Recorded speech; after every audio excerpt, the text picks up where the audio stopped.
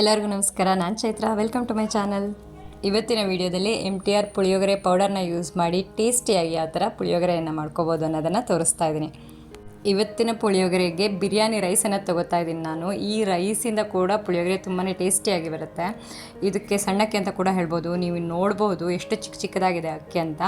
ಈ ಅಕ್ಕಿನ ಕ್ಲೀನಾಗಿ ತೊಳೆದು ಒಂದು 20ರಿಂದ 30 ನಿಮಿಷಗಳ ಕಾಲ ಇದನ್ನು ನೆನೆಸೋಕ್ಕಿಡ್ತಾ ಇದ್ದೀನಿ. ಈ ರೆಸಿಪಿ ಜಾಸ್ತಿಯಾಗಿ ಬ್ಯಾಚುಲರ್ಸ್ಗೆ ಮತ್ತು ಯಾರಿಗೆಲ್ಲ ಅಡುಗೆ ಮಾಡೋಕ್ಕೆ ಸ್ವಲ್ಪ ಕಡಿಮೆ ಟೈಮ್ ಸಿಗುತ್ತೋ ಅವರಿಗೆ ಹೆಲ್ಪ್ ಆಗುತ್ತೆ. ಯಾಕೆಂತಂದರೆ ಈಸಿಯಾಗೂ ಮಾಡ್ಬೋದು, ಅದ್ರ ಜೊತೆ ಟೇಸ್ಟಿಯಾಗಿ ಕೂಡ ಇರುತ್ತೆ. ಇದನ್ನು ಒಂದು ಅರ್ಧ ತಾಸು ಆಗುವಷ್ಟು ಹೊತ್ತು ನೆನೆಸ್ತಾ ಇದ್ದೀನಿ ಈ ಅಕ್ಕಿಯನ್ನು. ಸೊ ಇವಾಗ ಯಾವ್ಯಾವ ಇಂಗ್ರೀಡಿಯೆಂಟ್ಸ್ ಬೇಕನ್ನೋದನ್ನು ನೋಡ್ಕೊಬರೋಣ. ಮೊದಲನೇದಾಗಿ ಉದ್ದಿನಬೇಳೆ ತೊಗೊಂಡಿದ್ದೀನಿ, ಕಡಲೆಬೇಳೆ, ಸ್ವಲ್ಪ ಶೇಂಗಾ, ಸಾಸಿವೆ ಕಾಳು ಮತ್ತು ಕರಿಬೇವೆಲೆನ ತೊಗೋತಾ ಇದ್ದೀನಿ. ಅದರ ಜೊತೆ ಇಲ್ಲಿ ನೋಡ್ಬೋದು MTR ಪುಳಿಯೋಗರೆ ಪೌಡರ್ನ ಕೂಡ ನಾನು ತೊಗೋತಾ ಇದ್ದೀನಿ. ಸ್ವಲ್ಪ ಕೊತ್ತಂಬರಿ ಸೊಪ್ಪು ಮತ್ತು ಕೆಂಪು ಮೆಣಸನ್ನು ಕೂಡ ನಾನು ತೊಗೋತಾ ಇದ್ದೀನಿ. ಅದರ ಜೊತೆ ಹಿಂಗನ್ನು ಕೂಡ ಯೂಸ್ ಮಾಡ್ತಾ ಇದ್ದೀನಿ. 30 ಮಿನಿಟ್ಸು ನೆನೆಸಿಟ್ಟಂಥ ಅಕ್ಕಿಯನ್ನು ಕುಕ್ಕರ್ಗೆ ಹಾಕಿ 3 ವಿಸಲನ್ನು ಹೊಡ್ಸಿದ್ದೀನಿ. ಹೈ ಫ್ಲೇಮಲ್ಲಿಟ್ಟು 3 ವಿಸಲನ್ನು ಹೊಡ್ಸಿದ್ದೀನಿ. 1 ಲೋಟ ಅಕ್ಕಿಗೆ 1/4 ಲೋಟ ನೀರು ಸಾಕಾಗತ್ತೆ. ಇವಾಗ ನೋಡಿ ಆಗಿರುವಂಥ ಅನ್ನನ ನಾನು ಸಪ್ರೇಟಾಗಿ ತೆಗೆದಿಟ್ಕೊಂಡಿದ್ದೀನಿ. ಸೊ ಇವಾಗ ಒಂದು ಬಾಣಲೆಯನ್ನು ತೊಗೊಂಡಿದ್ದೀನಿ. ಅದರೊಳಗೆ ಸ್ವಲ್ಪ ಎಣ್ಣೆನ ಹಾಕಿದ್ದೀನಿ. ಎಣ್ಣೆ ಜೊತೆ ಸಾಸಿವೆ ಕಾಳನ್ನು ಹಾಕ್ತಾಯಿದ್ದೀನಿ. ಮತ್ತು ಸ್ವಲ್ಪ ಉದ್ದಿನ ಬೇಳೆನ ಕೂಡ ಹಾಕಿದ್ದೀನಿ, 1-2 ಸ್ಪೂನ್ ಆಗುವಷ್ಟು. ಮತ್ತು 2 ಸ್ಪೂನ್ ಆಗುವಷ್ಟು ಕಡಲೆಬೇಳೆನ ಕೂಡ ಹಾಕ್ಕೊಂಡಿದ್ದೀನಿ. ಸ್ವಲ್ಪ ಫ್ರೈ ಮಾಡ್ಕೊತಾ ಇದ್ದೀನಿ. ಮತ್ತು ನಿಮ್ಗೆ ಎಷ್ಟು ಬೇಕೋ ಅಷ್ಟು ಶೇಂಗಾವನ್ನು ಹಾಕ್ಕೊಳ್ಳಿ. ಶೇಂಗಾವನ್ನು ಕೂಡ ನಾನು ಹಾಕ್ಕೋತಾ ಇದ್ದೀನಿ. ಇದನ್ನು ಸ್ವಲ್ಪ ಹೊತ್ತು ಫ್ರೈ ಮಾಡಿಕೊಂಡು ಆಮೇಲೆ ಸ್ವಲ್ಪ ಹಿಂಗನ್ನು ಕೂಡ ನಾನು ಹಾಕಿದ್ದೀನಿ.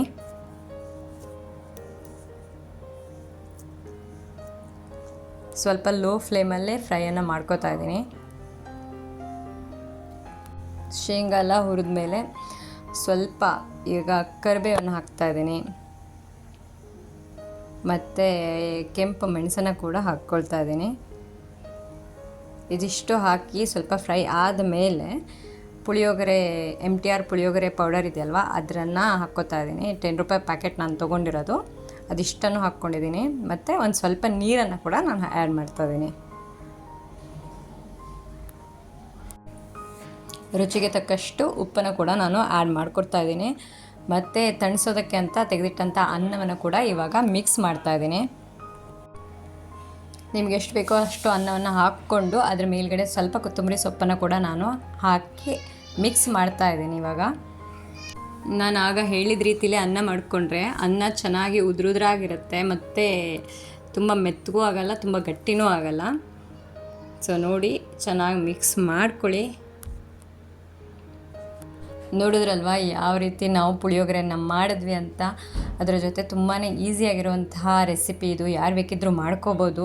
ಸೊ ನನ್ನ ವಿಡಿಯೋ ಯಾರಿಗಾರು ಇಷ್ಟ ಆದರೆ ದಯವಿಟ್ಟು ಸಬ್ಸ್ಕ್ರೈಬ್ ಮಾಡೋದನ್ನು ಮರಿಬೇಡಿ. ಅದರ ಜೊತೆ ನಿಮ್ಮ ಅನಿಸಿಕೆಗಳನ್ನು ಮತ್ತು ಕೆಲವೊಂದು ಟಿಪ್ಸ್ಗಳಿದ್ದರೆ ಟಿಪ್ಸ್ಗಳನ್ನು ಕೂಡ ದಯವಿಟ್ಟು ಕಮೆಂಟ್ ಬಾಕ್ಸಲ್ಲಿ ಹಾಕಿ. ಚೆನ್ನಾಗಿ ಮಿಕ್ಸ್ ಕೂಡ ಮಾಡಿ ಆಯಿತು ಆಲ್ಮೋಸ್ಟ್. ಇವಾಗ